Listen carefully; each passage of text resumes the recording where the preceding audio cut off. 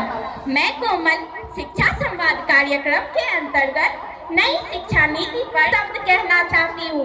बाद में शिक्षा संवाद योजनाओं पर भी अपनी प्रतिक्रिया व्यक्त करूंगी।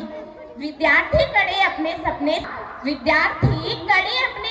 साकार, नई शिक्षा नीति का यही है आधार। जैसा कि आप सभी जानते हैं, शिक्षा प्रत्येक देश के लिए महत्वपूर्ण है। इसीलिए शिक्षा स्तर को बढ़ावा देने के लिए हमारी सरकार ने एक शिक्षा नीति का अवलंबन किया है, जिसे हम नई शिक्षा नीति के नाम से जानते हैं। नई शिक्षा नीति का उद्देश्य है विद्यालयों में ऐसा सुधार लाना कि हमारा देश विश्व ज्ञान का आत्मनिर्भर भारत कहलाए। जैसा कि आप सभी को पता ही होगा कि हमारे जीवन में शिक्षा का महत्व शुरू से ही है। इसीलिए शिक्षा पर स्वामी विवेकानंद जी ने लिखा है, हमें ऐसी शिक्षा चाहिए जिससे हमारे चरित्र का निर्माण हो, बुद्धि का विकास हो और व्यक्ति अपने पैरों पर खड़े हो सके। शिक्षा के बिना हम पशु के समान है। शिक्षा के बिना कितने भाई बहन बिना सोचे समझे कहीं भी ठप्पा लगाने पर विवश हो जाते। अतः शिक्षा हमारे लिए बहुत जरूरी है। हमारे देश के महान लोग जिन्होंने हमारे देश का नाम रोशन किया, और अगर उनके पीछे कोई महत्वपूर्ण कारण है तो उनको दी जाने वाली शिक्षा।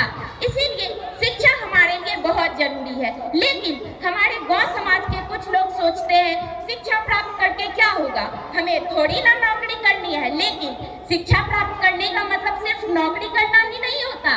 शिक्षा प्राप्त करने का मतलब होता है एक सभ्य नागरिक बनना, ताकि हम दुनिया के किसी भी क्षेत्र में ठगे ना जाए, क्योंकि पढ़ेगा इंडिया तभी तो आगे बढ़ेगा इंडिया।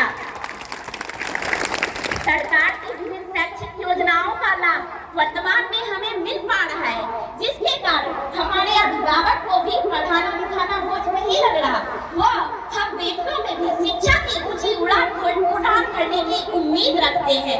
वे हम बेटियों में भी अच्छे सपने बुनते नजर आ रहे हैं। उसके इस सपने को हम जरूर पूरा करने का प्रयास करेंगे, और इसमें हमारी मदद करेगी शिक्षा समाज में मिलने वाली विभिन्न योजनाएं, जैसे छात्रवृत्ति योजना, विद्यार्थियों को पढ़ाई ब्याज दर मात्र 1% पर ऋण उपलब्ध कराना आदि कई तरह की योजना। हालांकि वर्तमान में हमारे विद्यालय में बहुत अच्छे तरीके से पढ़ाई हो रही है, लेकिन हमारे विद्यालय में अभी भी पुस्तकालय का अभाव है, वर्ग कक्ष की कमी है, जिस वजह से पढ़ाई में कभी कभी बाधा उत्पन्न हो जाती है। लेकिन मुझे पूरा विश्वास है कि आप सभी अधिकारीगण के सहयोग से यह भी बहुत जल्द पूरा कर दिया जाएगा, और बाकी सारी जितनी योजनाएं हमें मिल रही है उनका लाभ तो वर्तमान में हमें मिल पा रहा है, जिसके कारण मैं बिहार सरकार को आभार प्रकट करती हूँ। और हमारे सपने भी पूरे होते हुए नजर आ रहे, क्योंकि सपने वो नहीं होते जो हम नींद में देखे,